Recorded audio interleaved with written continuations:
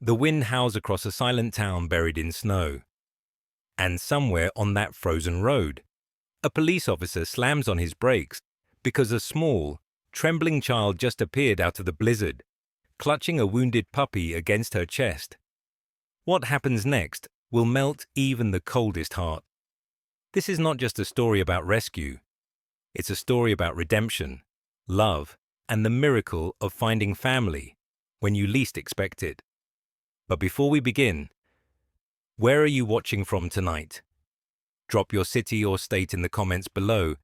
I'd love to see where our family of storytellers is gathered from. And hey, may your day be gentle, your heart warm, and your spirit brave. Just like the heroes in this story.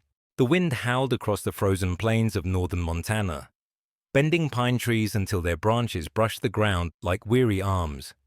Snow whirled in the pale glow of the street lamps, erasing the world in white silence. The town of Marrow Creek slept beneath its heavy quilt of frost, except for the faint hum of a police truck cutting through the storm along Route 87. Behind the wheel sat Ethan Cole, a man in his mid-30s with a lean, deliberate build, a face shaped by years of sleepless duty, and eyes the grey-blue of winter rain. He had the air of someone who carried ghosts, but no one dared ask about them. His uniform was crisp, though the edges of his leather gloves were frayed, a small proof that he worked more than he spoke. On the passenger seat rested a thermos of black coffee and a folded photo of a little girl with curly hair and a missing front tooth. His daughter Abby, gone 3 winters ago in a crash he still blamed himself for. In the back of the truck sat Ranger, his partner, a 6-year-old German shepherd, large and noble, fur black along the back and tan across the legs, his ears sharp as blades. Ranger had been trained for search and rescue, but more than that, he was Ethan's silent conscience. The dog's eyes held that intelligent sadness only seen in souls who have seen too much. He had been injured once during an avalanche mission, and ever since, he walked with the faintest limp, though his spirit had never limped at all. The radio crackled with static. Dispatch was faint through the blizzard. Unit 4, whiteout conditions expected past Red Creek Bridge. Patrol advised to return base after final sweep. Ethan answered in his low, calm drawl. Copy that. One last pass and we're heading in. He took a sip of lukewarm coffee, and Ranger lifted his head, ears twitching as if sensing something the human could not. The storm muffled sound, yet the dog's muscles tensed. Then Ethan saw it, a dark smudge against the snowbank ahead, small and motionless, like a discarded doll half buried in white. He slammed the brakes. The truck skidded sideways before stopping. Ethan grabbed his flashlight and stepped into the storm, snowflakes slicing his cheeks. The beam caught a shock of blonde hair, tangled and matted with blood. It wasn't a doll. It was a girl. 6, maybe 7. Her coat was torn, her fingers blue. He knelt, pulse quickening. Hey, can you hear me? She flinched at his voice, whispering through chapped lips. Please, don't hit me again. The words froze him colder than the snow ever could. He stripped off his jacket, wrapped it around her tiny frame, and lifted her gently into his arms. Ranger pressed close, whining softly, sniffing the air as if searching for the danger that had done this. Inside the truck, the heater groaned to life. Ethan rubbed her hands, trying to summon warmth into the limp fingers. You're okay, sweetheart. We're getting you. Help. Her head lolled against his chest. When he asked her name, she murmured faintly, Sophie. He felt the name settle into him like a vow. He drove toward Marrow Creek General, headlights slicing the white wilderness, his heart pounding with a strange mixture of dread and purpose. Ranger sat upright, eyes fixed on the road, as if guarding both of them. Halfway down the mountain road, the snow thickened, swallowing even the yellow lines. Ethan gripped the wheel tighter. The memory of another night, another blizzard, clawed at him. Abby's laugh, then the screech of tires, the broken glass, the silence. He blinked hard and focused on the faint red cross glowing through the storm. When they reached the hospital, he rushed inside, boots thudding against linoleum, shouting for help. The nurses took Sophie from his arms and vanished behind swinging doors. The emptiness that followed felt unbearable, as if the warmth of her fragile weight had left a hole in his chest. He waited outside the emergency room window, watching doctors wrap her in heated blankets, an IV trailing from her small arm. Ranger sat beside him, head resting against his knee, eyes fixed on the same window. Ethan murmured, "You did good, boy." The dog's tail thumped once, a quiet rhythm of loyalty. Time dragged. Nurses came and went. The storm outside kept hissing against the glass, like the earth whispering secrets it would rather forget. A woman approached, shaking snow from her dark trench coat. She was tall and slender, with auburn hair tied back and eyes sharp with alert compassion. Sarah Miles, a social worker attached to the county police unit. She was in her late 20s, known among the officers for her stubborn empathy and for having once taken custody of her younger brother after their parents' death. That loss had made her both tender and unyielding. She believed in saving everyone, even when it broke her. "Ethan," she greeted softly, brushing melting snow from her sleeves. "Heard it on the radio. You found a child?" He nodded, voice rough. "Yeah, alone in the storm. She's in bad shape." Sarah peered through the window, eyes softening. "She's lucky you found her." Then, more quietly, "Do we know what happened?" Ethan told her what Sophie had said, about her aunt, about being hit. Sarah's jaw tightened. She had seen this too often, and each time it still hurt. "I'll call Child Protective Services, but tonight she needs rest more than paperwork." As they spoke, a nurse stepped out, a round-faced woman with kind eyes, her badge reading Nurse Diane. "She's stable for now," Diane said, her breath fogging the air. "Bruises, minor cuts, early frostbite. We gave her fluids. She'll sleep through the night." Ethan exhaled deeply. Sarah's eyes flickered toward him, noticing how his shoulders sagged, how relief and guilt battled in his face. "You all right?" she asked. He hesitated. "Yeah, just, she's about Abby's age." Sarah didn't answer. She knew better than to press that wound. Hours passed. The snowstorm eased into a lazy fall. Ethan sat in the corridor, his jacket draped over his knees, Ranger lying curled at his feet like a shadow. The fluorescent lights hummed faintly. Somewhere down the hall, a clock ticked like a heartbeat. Through the small window, he watched Sophie sleeping, her tiny hand bandaged, the faint rise and fall of her chest steady and slow. For the first time in years, Ethan felt something fragile inside him thaw. It wasn't pity, it was recognition, as if the universe had placed this child in his path to remind him that not all things lost stay gone forever. He left briefly to sign the incident report, but when he returned, Ranger was sitting upright by Sophie's door, refusing to move even when the nurse tried to coax him away. Ethan smiled faintly. "She's got herself a guardian already," he said. The dog's ears perked up at his voice, but he didn't budge. "All right, stay," Ethan muttered. "Guess we're both keeping watch tonight." Near midnight, Sarah reappeared with 2 cups of hospital coffee. She handed one to him, her fingers brushing his glove. "Long night," she murmured. "You still drive through storms like they owe you something?" He gave a wry smile. "Old habits, the snow's quieter than people." She studied him for a moment, reading the fatigue in the corners of his mouth. "You know, not every life you save will heal the one you lost." He looked at her, eyes distant. "Maybe not, but it's a start." Outside, the last of the storm drifted into stillness. The moon slid out from behind the clouds, laying a thin blue light across the town. Inside the hospital room, Sophie stirred. Her lips parted, whispering a dream only she could hear.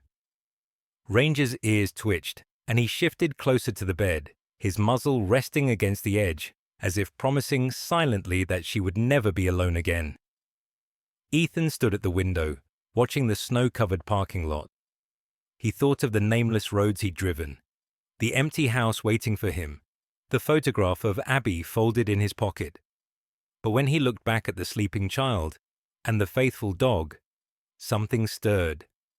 A quiet resolve that maybe, just maybe, fate was giving him one more chance to make things right.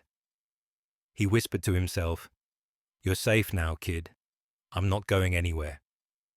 And outside, as if the heavens heard him, the first faint light of dawn began to push through the clouds. The storm had quieted by morning, leaving Marrow Creek blanketed in a deep, almost sacred stillness. Snowdrifts curled like frozen waves along the streets, and the roofs of the town lay heavy under the weight of silence. Inside the small local hospital, the world felt wrapped in warmth and hum, a refuge of yellow lights and the antiseptic smell of second chances. Ethan Cole sat slumped in a chair by the window, his police jacket draped across his knees, watching dawn bleed faintly into grey. Ranger lay at his feet, his thick coat dusted with melting frost, his breath slow and even. The dog had not moved all night except to lift his head whenever the small figure on the hospital bed stirred. The faint beeping of the heart monitor filled the room like a rhythm of hope. Sophie slept beneath layers of blankets, her blonde hair cleaned and brushed now, though still tangled at the ends. Bandages wrapped her small hands. She looked so fragile that even breathing seemed to cost effort. Ethan hadn't realized until now how used he had become to the stillness of his own house, to dinners eaten in silence, to Ranger being his only company. Yet this child, this trembling fragment of humanity, had filled that silence with meaning in just a single night. The door opened softly.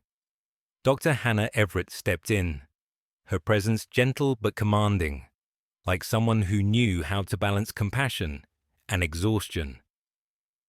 She was in her early 40s, short and round-shouldered, with a smile that didn't quite hide the fatigue in her green eyes. Her dark curls were tied into a loose bun, and her white coat bore faint coffee stains on the sleeves. She was known in Marrow Creek as the kind of doctor who never left before dawn, and never stopped until everyone else did. "Officer Cole," she said quietly, checking the chart at the end of Sophie's bed. "She's stable now. We've treated the frostbite and the surface wounds. No internal bleeding, but—" She hesitated, then sighed. "Some of these bruises are old. This wasn't the first time she's been hurt." Ethan's jaw tightened. "You can tell that?" Hannah nodded, her voice steady but sad. "A few injuries in different stages of healing. It happens more than we'd like. Some kids hide it too well until it's almost too late." She looked at him, as if measuring the man behind the badge. "You said she called you by name?" He shook his head. "No. Just begged me not to hit her." The doctor pressed her lips together, emotion flickering behind her professional calm. "Then she's been taught fear like a language." Behind them, Ranger rose, padding silently to the bedside. His large head hovered near Sophie's shoulder, and for a moment she stirred, whispering something too soft to catch.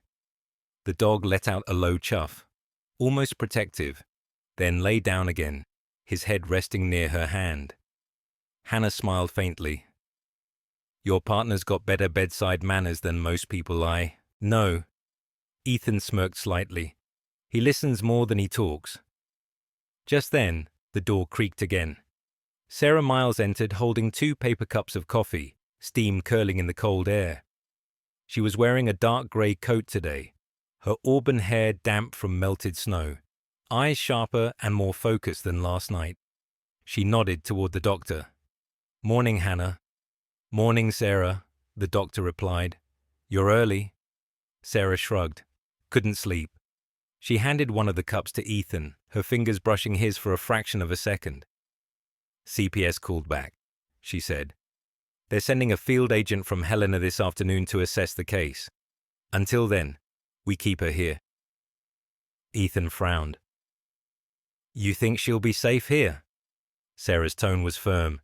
Safer than anywhere else right now? Sarah Miles, for all her calm poise, was not untouched by her past. She had grown up fast. Her father a logger, her mother gone too soon, leaving her to raise her brother while finishing school and juggling part-time jobs.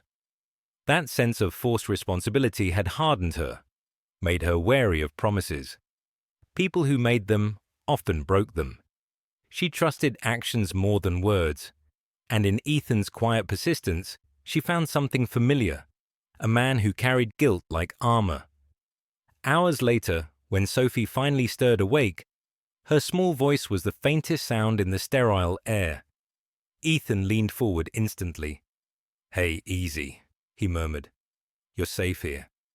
Her blue eyes flickered open, confused, frightened. She looked around wildly until she spotted Ranger, whose tail gave a single slow wag. Her lips moved. "Dog." Ethan smiled faintly. "That's Ranger. He found you last night." She blinked, hesitant. "He saved me." "Yeah," he said softly. "Guess he's got a thing for people who need help." The girl's gaze fell to the bandages on her hands. "Am I in trouble?" Ethan shook his head. "Not anymore. You didn't do anything wrong." She bit her lip, unsure if she believed that. Her voice cracked. "Aunt said it's my fault when she's mad, because I talk too much, because I break things." Ethan swallowed hard. He wanted to tell her she was wrong, but the truth was, in some homes, innocence was punished like defiance. Sarah crouched beside the bed, her tone patient but firm. "Sweetheart, do you remember your aunt's name?" Sophie nodded weakly. Helen Ward. We live by the hill, near the creek with the red barn." Sarah scribbled notes. "All right, Sophie. You did good." Outside, afternoon sunlight struggled through the clouds. Ethan and Sarah stepped into the hallway, where Dr. Hannah joined them, arms folded. "We'll need to keep her for at least 2 days. She's still fragile." Sarah nodded. "I'll track the aunt. She's likely run or hiding." Ethan said nothing, but his hands clenched unconsciously. "If she hurt that kid again," Hannah cut in gently. "Let the system do its work, Officer Cole." He met her gaze. The system wasn't out there last night. We were. Later that evening, Ethan returned to the hospital cafeteria, where an older man sat wiping the same table for the 3rd time. His name tag read, Tom Jensen, the night custodian. 60. Stooped, with a white beard and hands that trembled slightly when he lifted his coffee mug. "Heard you brought in a girl last night," Tom said, without looking up. His voice was gravelly but kind. "That kind of thing, it stays with you." Ethan gave a short nod. "It does." Tom's pale eyes met his. "When I was your age, I found my niece in the same kind of cold. Took years for her to smile again. Don't give up on that kid, son." Ethan managed a quiet, "I won't." When he returned to the room, Sophie was sitting upright, awake this time, watching the snowflakes slide down the window pane. Ranger was beside her bed, chin resting near her knee. She looked at Ethan. "You work with him." He smiled. "We're partners. He listens better than most people." Sophie tilted her head, curiosity sparking through fear. "Can he talk?" "Not with words," Ethan said. "But he understands more than most." "Like me," she whispered. He blinked, realizing what she meant. "Yeah, like you." As night fell, Sarah came to check once more, clipboard in hand. "CPS agent from Helena is delayed. Roads are iced over. They'll be here tomorrow." Ethan nodded. "Then we stay here tonight." She arched a brow. "We? Someone's got to make sure she sleeps." Sarah sighed but didn't argue. She knew him well enough by now. Once Ethan decided something, only fire or God could stop him. Ranger stretched out on the floor, a living sentinel. Ethan took the chair by Sophie's bed again, his sidearm placed quietly on the table. His expression softened in the dim light. For a long while, only the soft hum of machines filled the room. Sophie drifted into sleep, her small hand half buried in Ranger's fur. Ethan sat still, feeling an unfamiliar peace settle over him. Outside, snow fell again, softer this time, as if blessing rather than cursing. The hospital lights glowed against the dark, and somewhere in the quiet heart of that winter night, Ethan realized that the world had shifted. Not completely, not yet, but enough to matter. Somewhere between the storm and the silence, he had found something to protect again. The next morning rose cold and silver over Marrow Creek, the sun struggling to pierce the thin veil of clouds that still hung heavy over the town. The hospital smelled faintly of coffee and disinfectant. Somewhere down the hall, an old radio played soft country music, a reminder that life, in all its stubbornness, kept moving even when the heart hesitated. Ethan Cole stood by the window of Sophie's room, his badge tucked into his belt, watching plows clear the snow off Main Street. Ranger dozed near the radiator, his fur glinting gold where the morning light touched it. Sophie was awake now, her small frame upright against the pillows, eyes following the nurses as they moved in and out. She seemed calmer, but her hand still fidgeted with the corner of her blanket, betraying the anxiety that never quite left her. When she noticed Ethan, she offered a timid smile, the kind a child gives when they're not sure if they're allowed to. "Morning," she whispered. Ethan turned.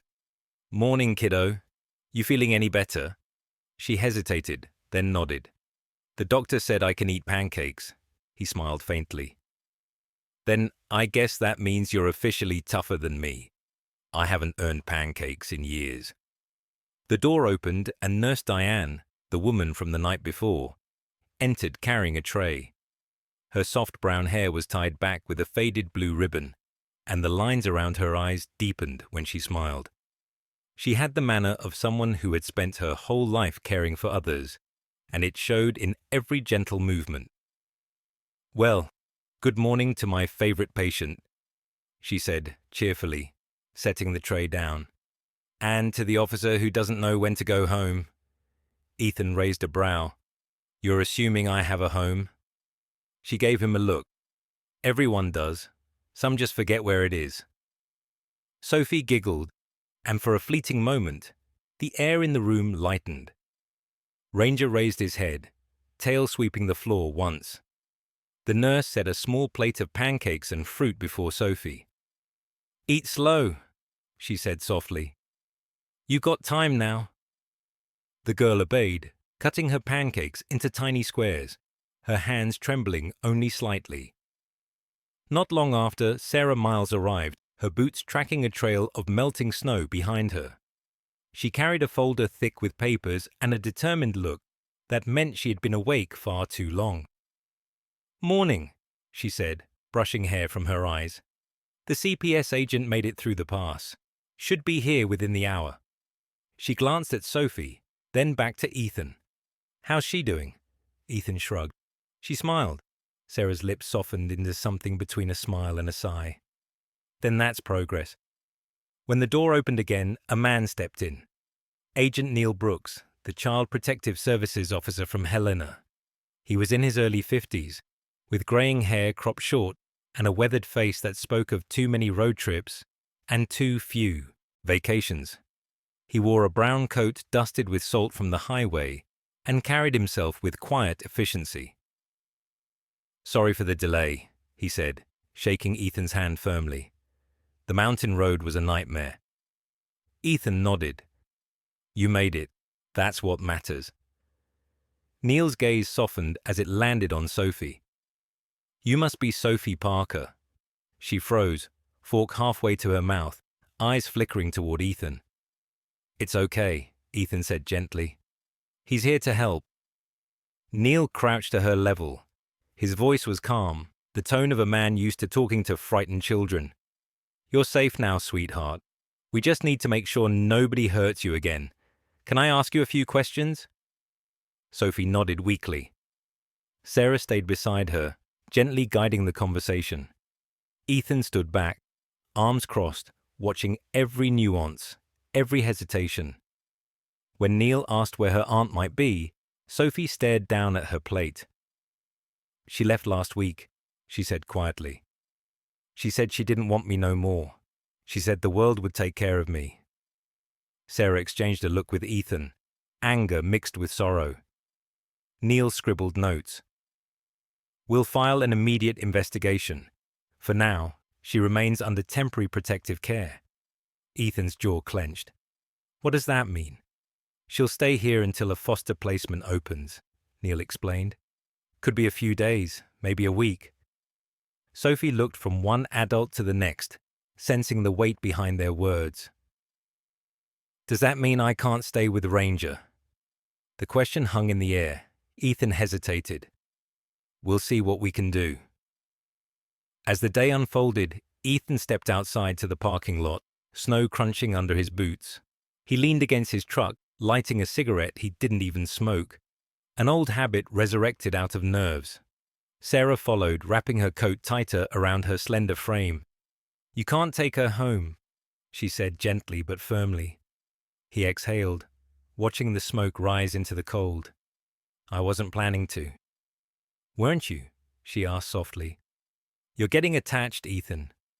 "I see it." He looked away. "Maybe I just don't like seeing another kid go through hell." Sarah sighed. "That's not all this is." She paused, studying him. "You blame yourself for what happened to Abby.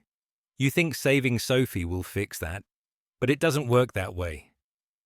He didn't answer. The silence between them was old, familiar, and full of words that neither had the courage to speak. That evening, Ethan stayed by Sophie's side again. Ranger rested under the bed, occasionally lifting his head when nurses entered.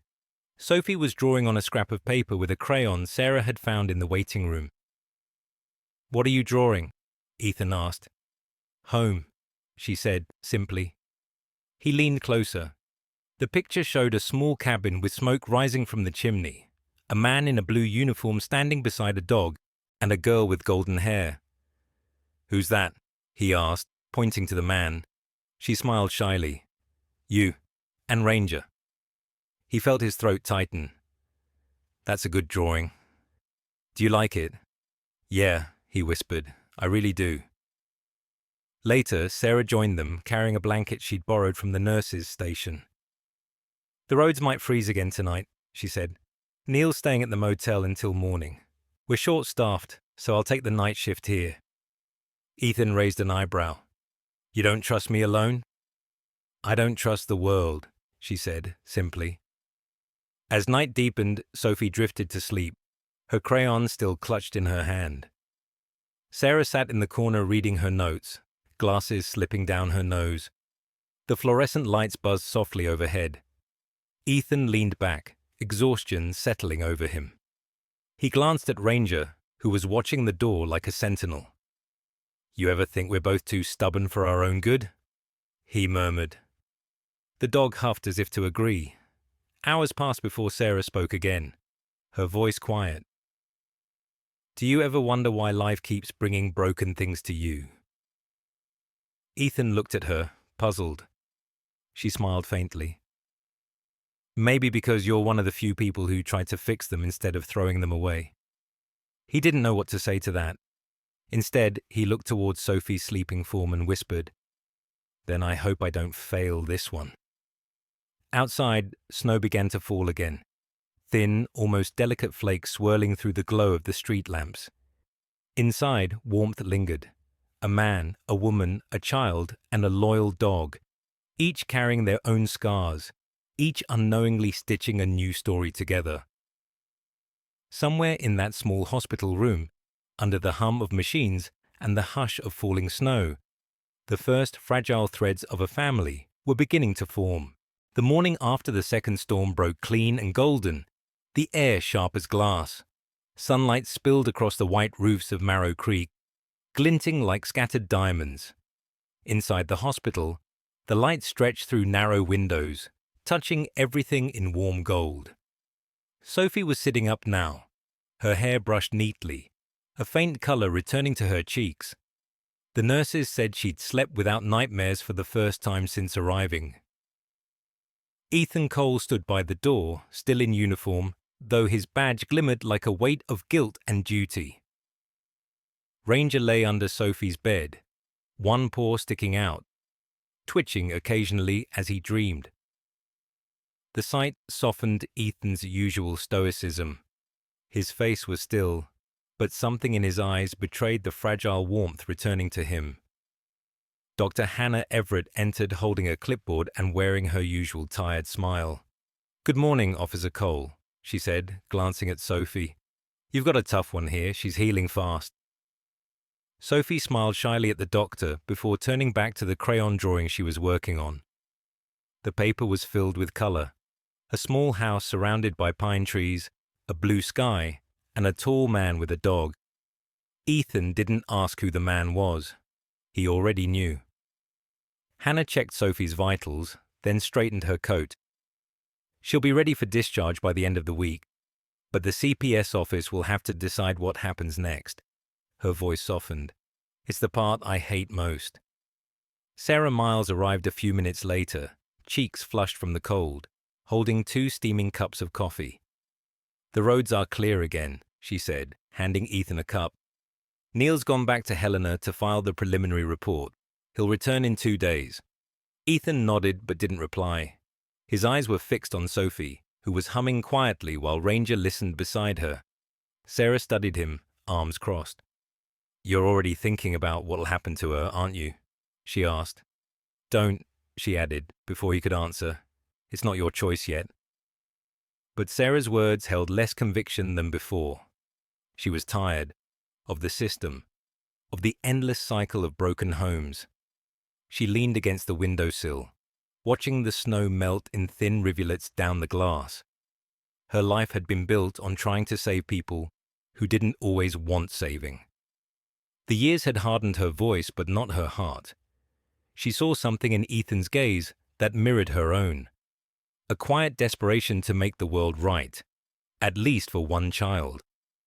That afternoon, while Sarah went to file updates with the sheriff's department, Ethan took Sophie for a short walk around the hospital garden. It was mostly patches of frozen ground and half-buried benches, but Sophie seemed to find magic in the simplest things. She pointed at the icicles hanging from the gutters. "They look like glass candy," she said. Ethan smiled. "When I was your age, I thought the same thing. Tried to eat one once. Bad idea," she laughed softly. "Did it hurt?" "Only my pride," he said. Ranger padded alongside them, his breath puffing little clouds into the air. Near the edge of the garden stood a tall pine tree, its trunk scarred with initials carved over the years. Sophie ran her gloved fingers over the rough bark. "Can I make my own?" she asked. Ethan hesitated. "Maybe when your hands are healed." She nodded solemnly, then whispered, "I'll carve 3 letters. M for me, R for Ranger, and E for you." His chest tightened. "Why me?" She looked up with simple conviction. "Because you found me." When they returned inside, a man in uniform stood waiting in the hallway. Sheriff Dale Merton, the head of the Marrow Creek Police Department. He was in his early 50s, broad-shouldered, with a thick mustache and eyes the color of polished steel. Known for his no-nonsense attitude, Dale had been Ethan's commanding officer for nearly a decade. "Cole," he said, nodding curtly. "Need a word." Ethan followed him into the staff lounge. Dale leaned against the counter, folding his arms. "Heard about the girl. You did good out there." Ethan frowned. "I just did my job." Dale's tone softened slightly. "Yeah, well, not everyone would have stopped on a night like that. I read the report. This case, it's got your name written all over it. You thinking of applying for temporary guardianship?" Ethan froze. "That's not official yet." "Didn't say it was. But if you are, you better be sure. You've got ghosts, Cole. Don't bring them into her life unless you're ready to let them go." Later, in the cafeteria, Sarah joined Ethan again, carrying 2 sandwiches. "The sheriff spoke to me," she said. "He's worried you're too involved." Ethan raised a brow. You too? She sighed. I used to be like you. Thought I could fix everything if I cared enough. Then I met a boy named Dylan, 9 years old, taken from his mother for neglect. I promised him I'd make things better. 2 months later, he ran back home, straight into the same abuse. You can't save them all, Ethan. He looked at her, his voice quiet, but certain. Then maybe I just need to save one. That night, Sophie woke from a nightmare. Ethan found her sitting upright, breathing fast, clutching her blanket. It's okay, he said, crouching beside her. You're safe here. She shook her head, tears streaking down her cheeks. She's going to find me, she whimpered. My aunt, she said she would. Ranger lifted his head, sensing distress, and placed his muzzle on her lap. Ethan reached out, his hand steady on her shoulder. She's not going to touch you again, I promise. Sophie looked at him, her lip trembling. People always say that. He swallowed. Then maybe this time someone means it. Sarah entered moments later, drawn by the commotion. Her hair was loose, eyes bleary from sleep. Everything all right? She asked. Ethan nodded. Just a bad dream. She watched him comfort Sophie, the way he spoke softly but with authority, the kind of voice that made a child believe the world could be safe again. You're good with her, Sarah said quietly. You make a decent father. Ethan didn't look up. I had my chance, he said. Didn't end well. She stepped closer, resting a hand on the doorframe. You think losing Abby was your fault. But sometimes tragedy isn't about blame. It's about what you do after. He didn't answer. The only sound was Sophie's breathing, slowing into sleep.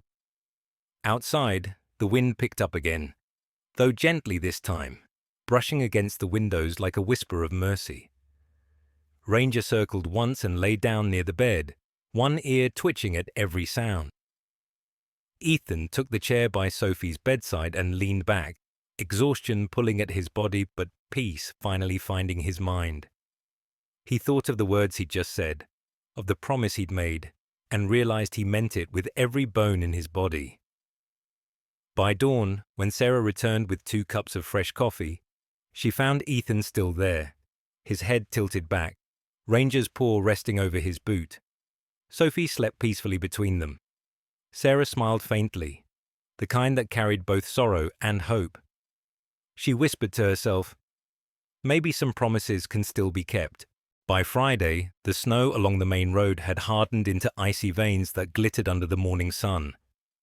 Marrow Creek began to stir again, shops reopening, the postman whistling through the cold. But for Ethan Cole, time had slowed to the steady rhythm of Sophie's recovery. She was stronger now, her cheeks flushed with returning warmth. Ranger followed her everywhere, the silent guardian at her side, his thick fur brushing her legs as she walked the hospital corridors. Dr. Hannah Everett approved Sophie's discharge that morning. She's doing remarkably well, she said, glancing between Ethan and Sarah. Physically, at least. The rest will take time. Ethan nodded, his jaw tight. Sarah, ever composed, stood near the window with her clipboard pressed against her chest. We'll place her in temporary care today, she said, but her voice carried a hesitation that even she couldn't disguise. Around noon, a new face arrived. Martha Kinley, the local foster coordinator. She was in her late 50s, tall and willowy, with silver hair pulled into a no-nonsense bun. Her clothes were practical, her voice brisk but not unkind. Officer Cole, she greeted, shaking Ethan's hand firmly. I've read your report. You did good work. Cases like this usually don't end with the child alive. The bluntness of her words made him flinch slightly. We have a temporary placement ready, she continued. A couple in Ridgway County. Good people, quiet home, no other kids. Sophie, sitting on the bench beside Ranger, listened quietly. Will Ranger come? She asked. Martha's face softened, but only a little. "I'm afraid not, dear. He has to stay with Officer Cole." The girl's small shoulders sagged, and Ethan's heart twisted. Sarah crouched beside her. "It's just for a while, Sophie. Until everything's sorted, okay?" Sophie didn't answer. She reached for Ranger's ear and whispered something into the fur, words too soft for anyone to hear. Ethan followed Sarah and Martha into the hall. "Ridgeway's an hour away," he said. "You sure about this couple?" Martha shot him a look that carried both patience and warning. "I've been doing this 30 years, officer. I don't gamble with children's lives." He wanted to believe that, but deep down, a knot of unease tightened inside him. Something instinctive, the kind of gut feeling that had saved him more than once on patrol. As they prepared the transfer papers, Sarah noticed Ethan staring out the window again. "You're not letting go easily," she said quietly. "You think I should?" he replied. "You know the rules," she said. "I know the rules," he echoed. "I just don't always trust them." That afternoon, Ethan volunteered to drive Sophie to Ridgeway himself. Martha agreed reluctantly, on the condition that Sarah accompanied him as a witness. The journey wound through long stretches of white forest, where sunlight flashed through the trees like broken glass. Sophie sat in the back seat, hugging a stuffed bear that Nurse Diane had given her. Ranger rode beside Ethan, his head resting on the console. Every so often, Sophie's voice drifted from the back.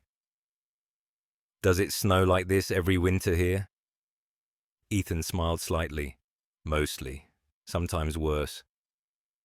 "Then you must be used to it," she said. "Not really," he replied. "Some storms never get easier." When they arrived at the Foster house, a small farmhouse at the edge of Ridgeway, the couple waited by the porch.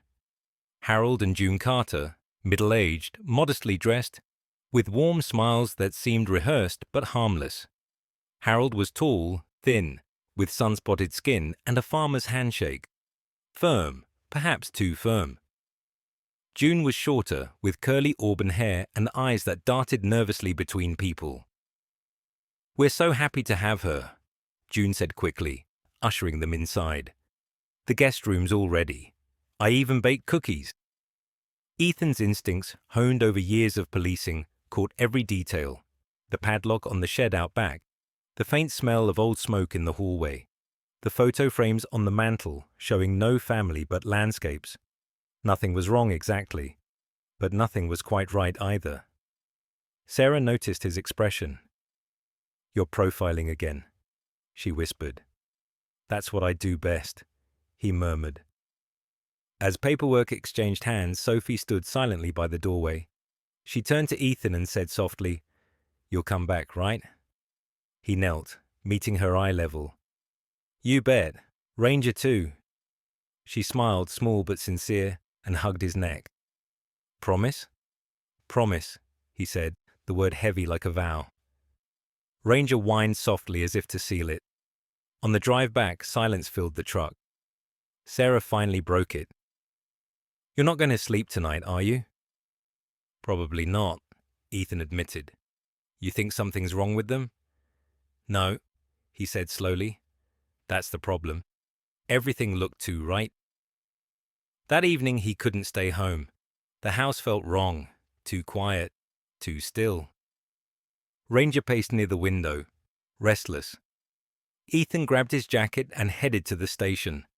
Sheriff Dale was there, sorting reports with a cup of stale coffee. "Cole," he grunted, "you look like hell." "I want a background check on Harold and June Carter," Ethan said. The sheriff frowned.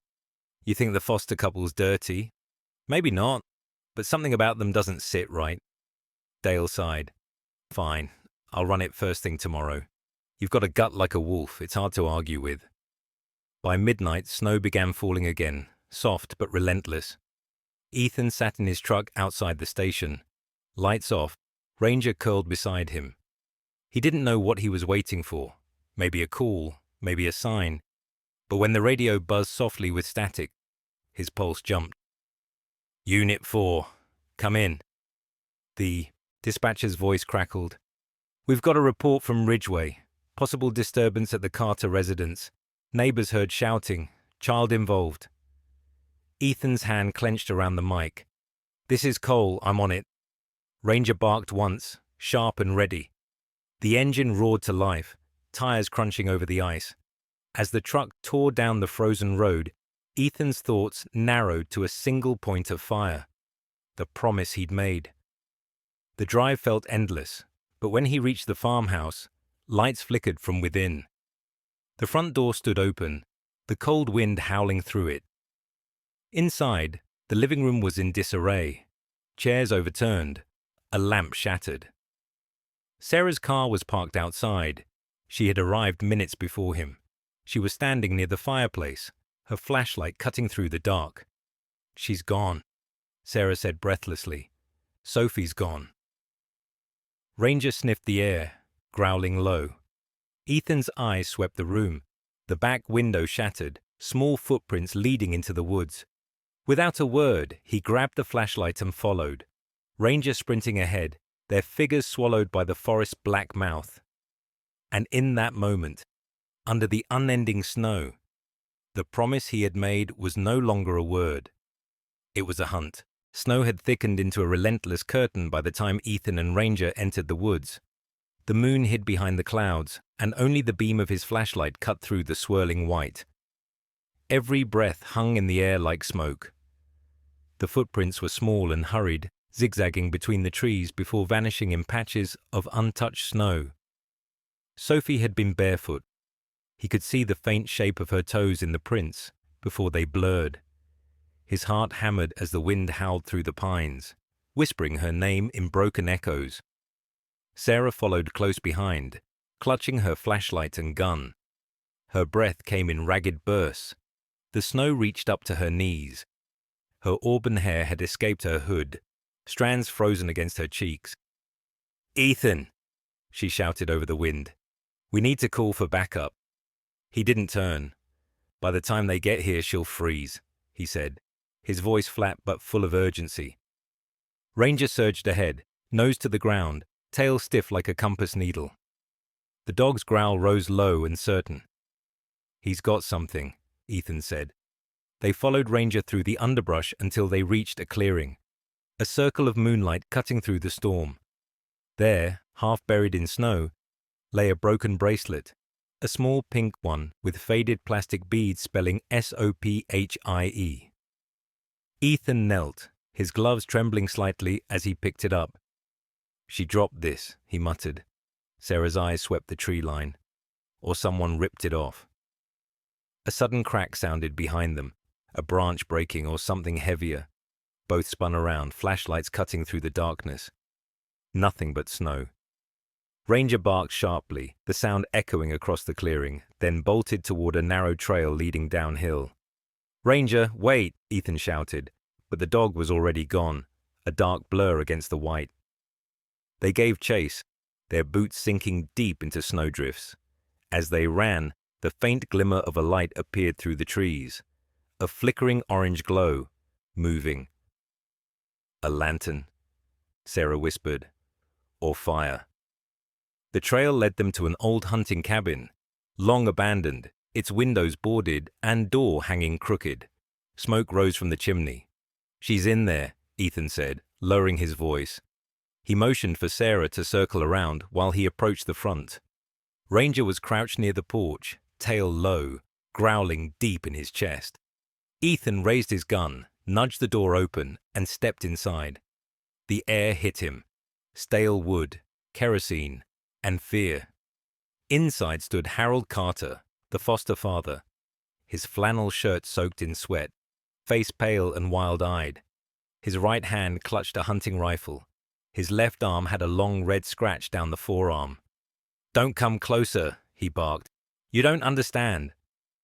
"Where's the girl, Harold?" Ethan demanded, his tone razor calm. "She ran into the woods," the man stammered. "I tried to stop her. June went after her, but—" He froze as Sarah appeared behind him, gun drawn. "Drop the weapon," she ordered. Harold hesitated. She's not what you think," he shouted, lowering the rifle slowly. "She's not just some kid." Ethan moved closer. "What the hell are you talking about?" Harold's lips trembled. "She came with a letter. From her mother. Said to keep her safe. Said her father was a cop. That's why I agreed. But then that woman showed up. Said the girl belonged to her. That she'd pay us to keep quiet." Ethan's pulse spiked. "Who was she?" Harold swallowed. "Didn't say her name. Blonde hair. Drove a black SUV with Montana plates. She had a badge. Looked real enough." Sarah exchanged a glance with Ethan. "Her aunt," she whispered. "Helen Ward." Harold nodded frantically. "She said she'd come back for the girl tonight. When June refused, she lost it. Said no one steals what's hers." Before Ethan could reply, a scream tore through the forest outside, a woman's scream, sharp and desperate. Ranger bolted toward the door. Ethan followed, adrenaline lighting every nerve. Sarah cuffed Harold to the railing and ran after him. They followed the sound to the creek that split the forest in two. There, near the frozen bank, they saw her, June Carter, lying half in the snow, half in the icy water, her hair spread like fire against the white. Her pulse was faint but steady. "She came out of nowhere," June gasped. "She took the girl. She had a gun." Sarah checked her injuries. No gunshot, just shock and cold. Ethan scanned the ground and saw the deep tracks of boot heels leading toward an old logging trail. He whistled sharply. Ranger darted forward, nose to the prints. "We can still catch them," Ethan said. Sarah hesitated. "Ethan, wait. Backup's on the way." He looked back at her, eyes burning. "You heard her scream. She doesn't have time for backup."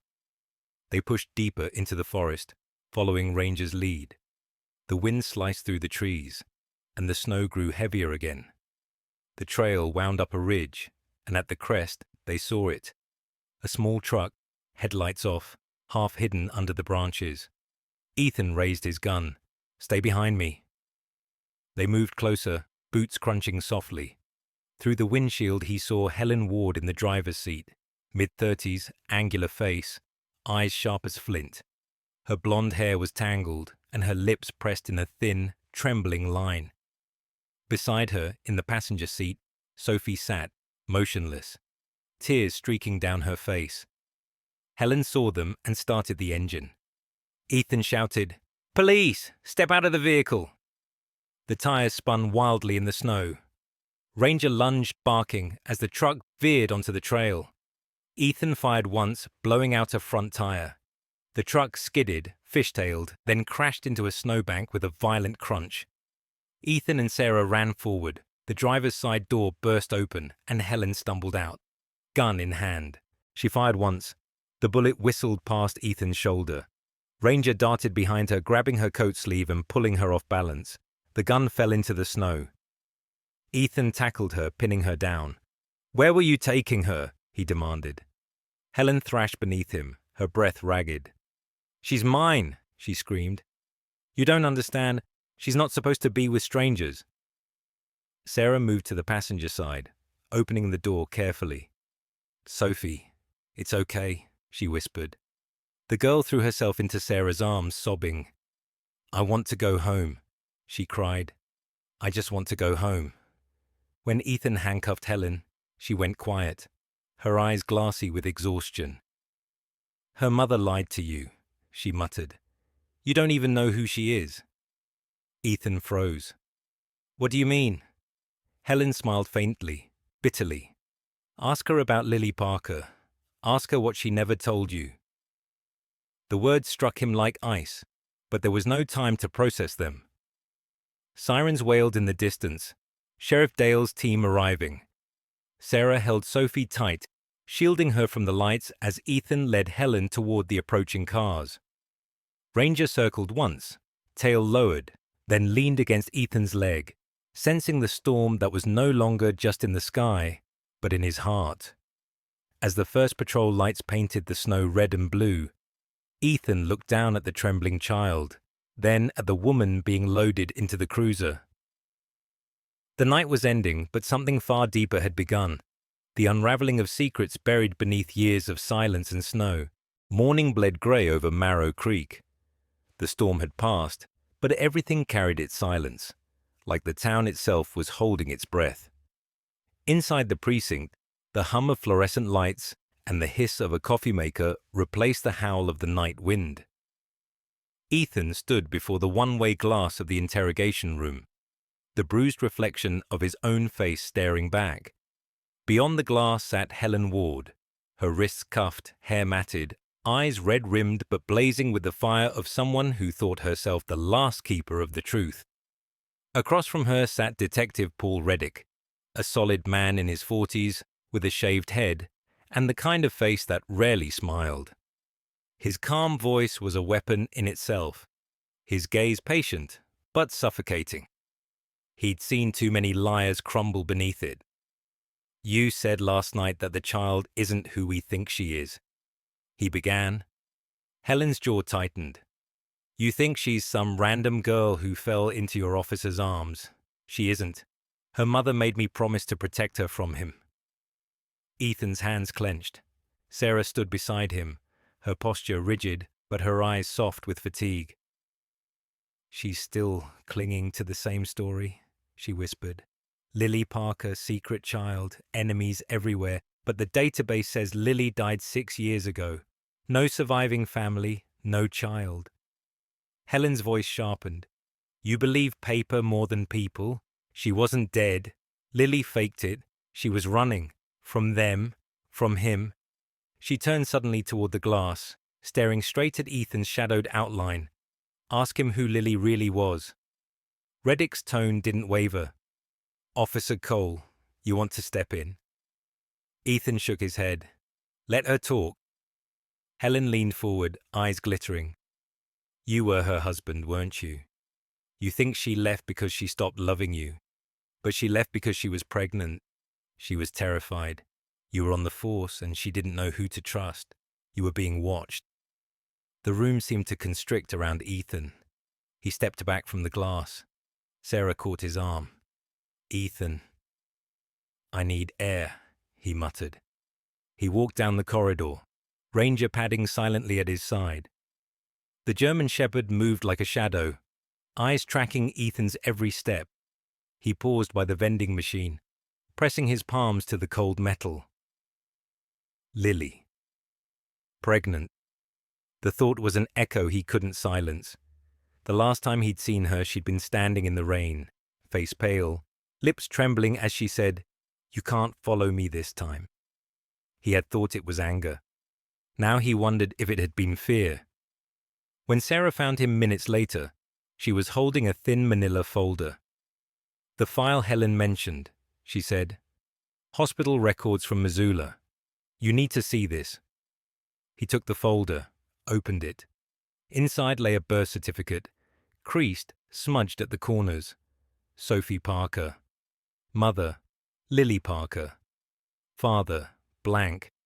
Beneath it, photograph. Lily, younger, hair windswept, holding a baby swaddled in a white blanket. On the back, written in Lily's looping handwriting, "If something happens, protect her. She's more like you than she'll ever know." The world tilted. Ethan pressed a hand to his forehead. "She kept this from me. All this time." Sarah's voice was soft. "Maybe she was trying to protect you both." Detective Reddick appeared in the hall, his gums snapping once before he spoke. "Cole, she's done talking. But she's not lying about that file. The dates match. Parker gave birth 6 years ago, under an alias. Hospital confirms she left before discharge." Ethan's voice came low and rough. "So Lily's death was staged." Reddick nodded. "Looks that way."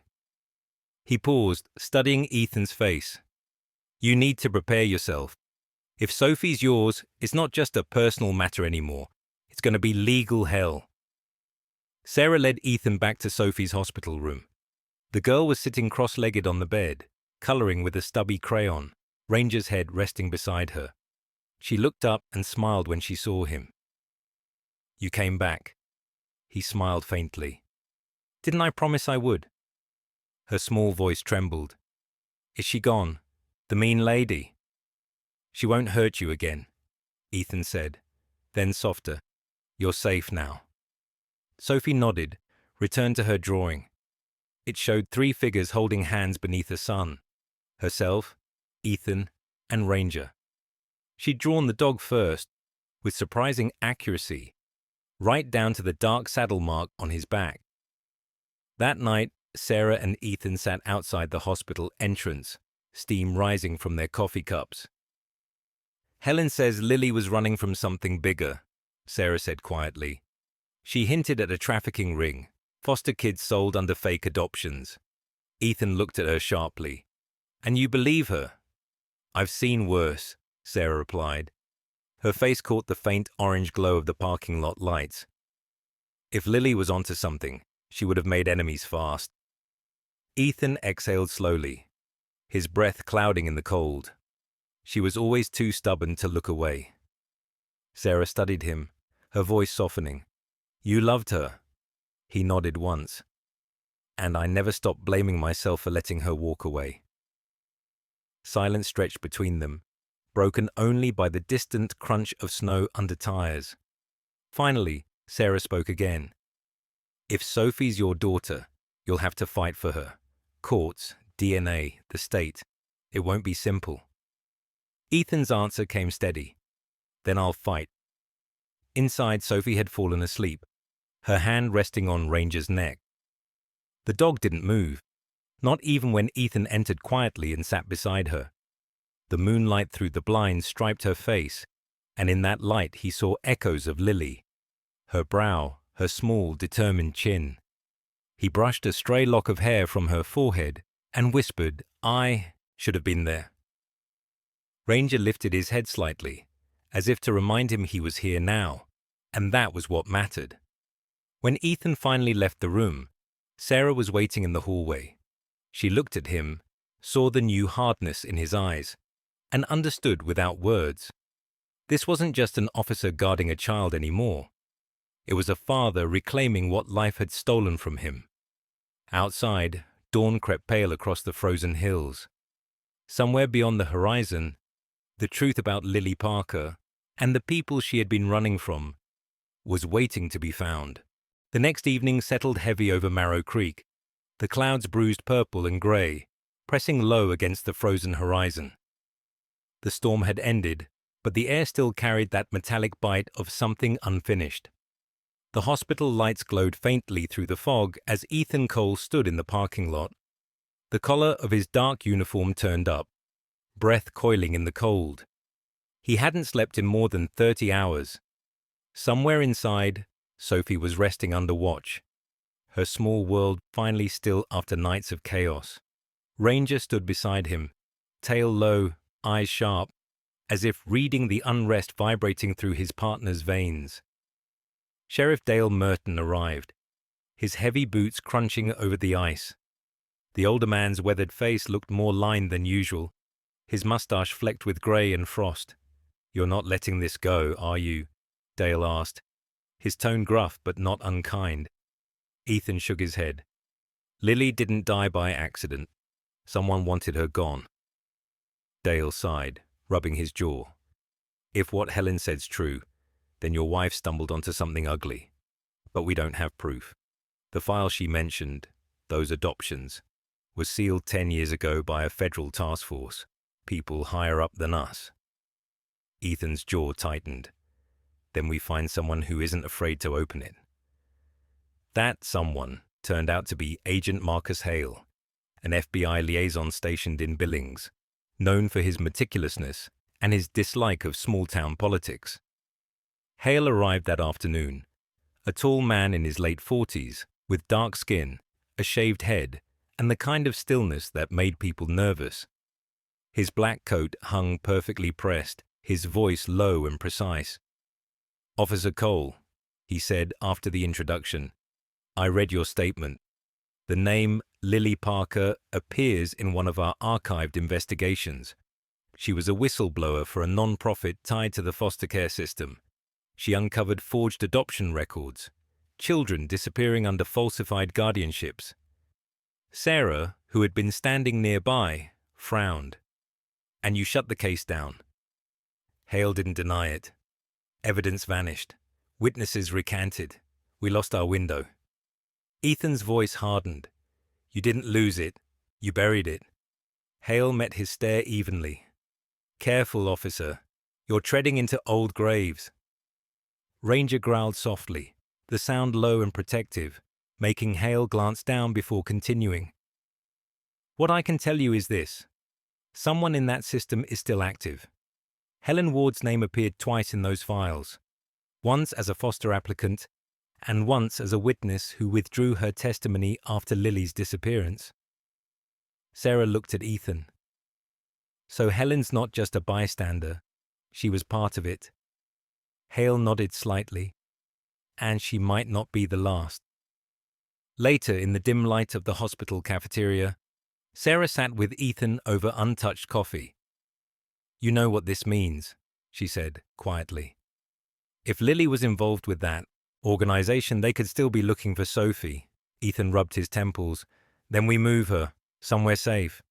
You can't just take her, Sarah reminded him. Legally, she's still under state custody.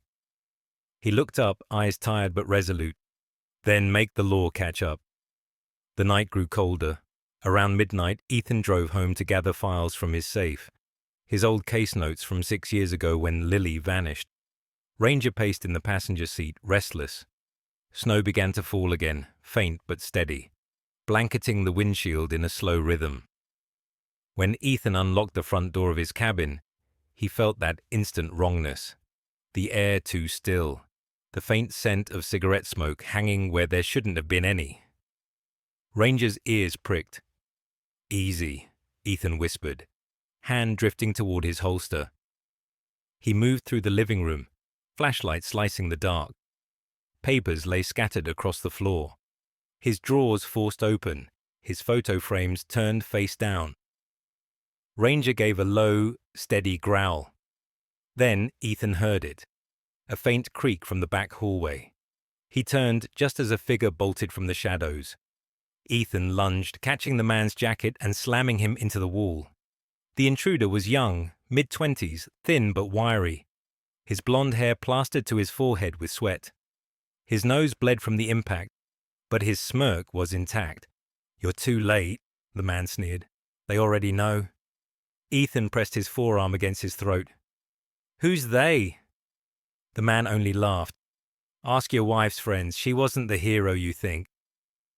Before Ethan could respond, the man kneed him in the ribs and bolted toward the door.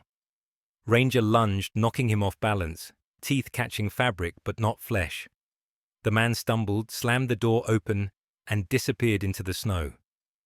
Ethan chased him outside, but the darkness swallowed him whole. Only tire tracks remained, leading toward the main road. When Sarah arrived 20 minutes later, she found Ethan sitting at his desk, blood on his knuckles and rage burning behind his exhaustion. He said they know, Ethan muttered. Whoever's behind this, they're coming for her again.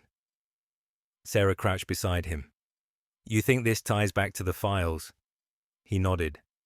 Hale said Helen's testimony vanished. Maybe Lily tried to get it back. Maybe she paid for it. Sarah's hand brushed his sleeve gently. Ethan, you can't keep doing this alone. At dawn, Agent Hale returned to the precinct with an update. We traced the car that left your house, he said, registered to a shell company that matches one of the old adoption front organizations, Clearway Foundation. We raided one of their storage units in Bozeman 3 years ago. Empty. But he slid a photo across the table, an evidence tag on a metal box labeled Parker 13. Inside were photographs. Lily standing beside 2 men in suits, one of them blurred as if erased. She was helping us identify them, Hale said. Then she vanished before the operation went public. Ethan stared at the photo for a long moment. So Lily wasn't just protecting Sophie from her sister, he said slowly. She was protecting her from everyone. Hale's expression softened slightly. If she really is your daughter, Cole, then she's the last piece of Lily's evidence. They'll come for her. By the time Ethan returned to the hospital, The sun had broken through the clouds, spreading a pale light over the snow-covered roofs. Sophie was awake, sitting by the window, coloring quietly while Ranger lay beside her. She looked up when Ethan entered, her eyes brighter now, but thoughtful. "You look tired," she said. He smiled faintly. "You sound like Sarah." "She says that a lot," Sophie replied. Then, more softly, "Did Mommy really know you?" Ethan sat beside her bed, his throat tightening. "Yeah," he said. "She knew me better than anyone." Sophie looked down at her drawing. "She said once that my dad was brave, but sad. She said someday he'd come find me." He stared at her, speechless for a moment, then reached out and gently took her small hand in his. She was right. Outside, the snow began to fall again. Not a storm this time, but a soft, steady hush that wrapped the town in quiet. Ranger lifted his head, watching the flakes drift against the window. Ethan followed his gaze, feeling the old ache inside him settle. Not healed, not yet, but less sharp. There were still too many questions, too many ghosts. But for now, the girl was safe. And that, for the first time in years, felt like enough. The sky over Marrow Creek was the color of thawing ice, pale blue laced with silver clouds, fragile and uncertain, as though the world itself was relearning peace after too much storm. It had been 3 days since the break-in, 3 days since Agent Marcus Hale reopened the buried case files on Clearway Foundation. The small town was quiet again, though an unease still lingered in the air, like the echo of thunder long after the storm had passed. Ethan Cole hadn't left Sophie's side in those 3 days. She slept better now, her laughter returning in small bursts, and Ranger, loyal, steady Ranger, never left her feet. The German Shepherd had become her silent protector, shadowing her every move, his eyes soft but vigilant, his fur brushed clean and gleaming in the morning light. Sarah Miles stood by the hospital window, her arms folded, her reflection faint against the glass. The fatigue showed on her face, the sleepless nights, the constant worry, but there was a new calm in her eyes, something gentler than before. She had spent years trying to save other people's children, other people's stories, always watching from the outside. This time was different. Sophie's smile had thawed something in her that she hadn't known was frozen. Ethan entered the room quietly, a folder under his arm. He'd shaved, though the dark circles under his eyes remained. "We got confirmation," he said softly. "DNA test came back this morning." Sarah turned, already knowing the answer. "She's yours." Ethan nodded, the words slow, almost reverent. "She's mine." His voice cracked on the last word, and for a long moment he just stood there, letting the truth settle.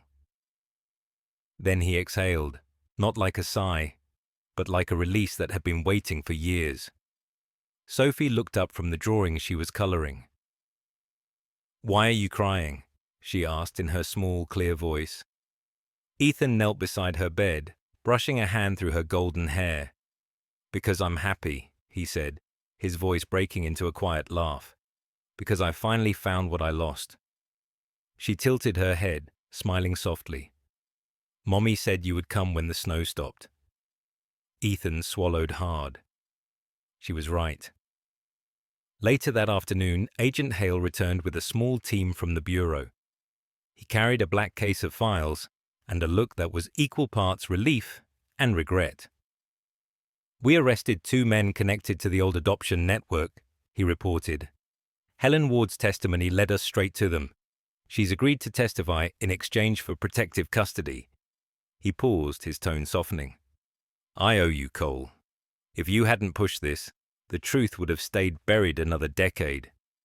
Ethan shook his hand firmly. "You owe Lily," he said. "She died trying to make you listen." Hale nodded, shame flickering in his eyes. "And now her daughter's safe. That's something." When Hale left, Sarah lingered behind. "You're going to take her home, aren't you?" she asked quietly. Ethan looked out the window, the late afternoon sun spilling gold across the snow-covered hills. "Not yet," he said. "I want to show her something first." That evening, with the sheriff's permission and the hospital's blessing, Ethan drove Sophie and Ranger to Pinvale Ridge, a hilltop outside town where the snow melted slower, where the wind carried the scent of pine and wood smoke. The road curved upward through a tunnel of trees, branches glinting like glass in the fading light. Sophie sat in the back seat, bundled in a red coat, humming softly. Ranger's head rested on her lap, his breath fogging the window. Sarah followed behind in her old SUV, refusing to let them go alone. When they reached the ridge, the sun was setting behind the distant mountains, painting the sky in streaks of rose and amber. Ethan helped Sophie out of the truck, lifting her small frame carefully, her boots crunching into the untouched snow. "This is where your mum and I used to come," he said, pointing toward a small wooden cross half buried beneath the snowdrift. "When she was scared, this was her quiet place."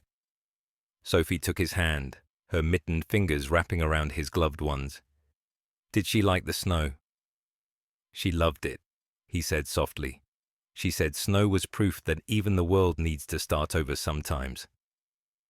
Sarah joined them, standing a few steps back, her auburn hair catching the dying light. She had changed out of her uniform, wearing a thick brown coat, her tall frame outlined against the horizon. Her eyes lingered on Ethan and Sophie, and for once, she looked peaceful. Not the driven social worker always chasing justice, but a woman who had found closure through the people she'd tried to save. Ethan knelt by the cross, brushing the snow away. The wooden grain was worn but still legible. Lily Parker, beloved daughter, mother, and light. He placed a single white lily at its base. "She would have loved you," he said to Sophie, his voice trembling. Sophie crouched beside him, her blue eyes wide. "Can she see us now?" "Yeah," Ethan whispered. "I think she's been watching this whole time." Ranger sat behind them, ears perked, his gaze fixed on the valley below. From the ridge, the town looked tiny, a handful of glowing windows, smoke drifting from chimneys. Sophie smiled suddenly. "It looks like stars on the ground." Ethan chuckled. "Yeah, it does." She turned to him, serious now. "Then let's stay here a little. Maybe she can see us better from here." They stayed until the last light faded and the stars emerged, sharp and cold and infinite. Sarah brought out a thermos of cocoa she'd packed in her car, pouring 3 cups. "To Lily," she said quietly, raising her cup. "To second chances," Ethan added. Sophie lifted her own small cup and said, "To my family." When they drove back down the ridge later that night, the snow began to fall again, soft, light, not like a storm but like a blessing. The headlights carved paths through the white, and Sophie fell asleep in the back seat, Ranger's head resting on her knees. Sarah, in the passenger seat now, glanced sideways at Ethan. "You know, you're going to need help," she said, raising her, explaining everything, learning how to be a dad again. Ethan smiled faintly. "You volunteering?" She shrugged, hiding her smile. "Maybe I already did." They reached the edge of town just as the church bells tolled 9. The world was quiet, a rare, perfect quiet that felt like a promise kept. Ethan parked outside his small cabin, the one that had once felt like a tomb. Now, with the girl asleep in his arms and the dog padding faithfully beside him, it felt alive again. Inside, the fireplace crackled to life, casting warm light across the room. Sophie stirred, mumbling sleepily, "Is this home?" Ethan looked at her, his heart full and steady for the first time in years. "Yeah," he said, "it is now." He carried her to the bedroom, the same one he'd once left empty, now filled with new color, a small bed with blue sheets, a stuffed bear on the pillow, Ranger's blanket at the foot. As he tucked her in, she whispered, "Good night, Dad." The words settled in his chest like sunlight breaking through clouds. "Good night, sweetheart," he murmured. When Ethan stepped back into the living room, Sarah was standing by the fire, her hands outstretched to the warmth. "You did good, Cole," she said softly. He shook his head. "We did." Outside, the snow kept falling, gentle, endless, covering the world in clean white silence. Ranger settled by the door, head on his paws, his eyes closing slowly. For the first time since Lily's death, Ethan didn't feel haunted. The past would always whisper, but tonight there was no fear in its voice, only peace. The snow outside glowed under the moonlight, and in that fragile, perfect stillness, Ethan Cole finally came home. Sometimes God's miracles don't arrive as lightning or thunder. They come quietly, in the shape of a lost child, a loyal dog, or a man who learns to love again after losing everything. What happened in this story is not just fiction. It's a reflection of how grace works in everyday life. Maybe you've been through your own storm. Maybe you've waited for a sign. And maybe, just like Ethan, you'll find that God never forgot you. His blessings often come wrapped in pain, but when the snow melts, what remains is faith, love, and a reason to begin again. If this story touched your heart, share it with someone who needs hope today. Leave a comment. Tell us where you're watching from. And don't forget to subscribe for more stories of faith and love. And if you believe that God still works miracles in quiet ways, type Amen in the comments below. May He bless you, protect you, and fill your home with peace.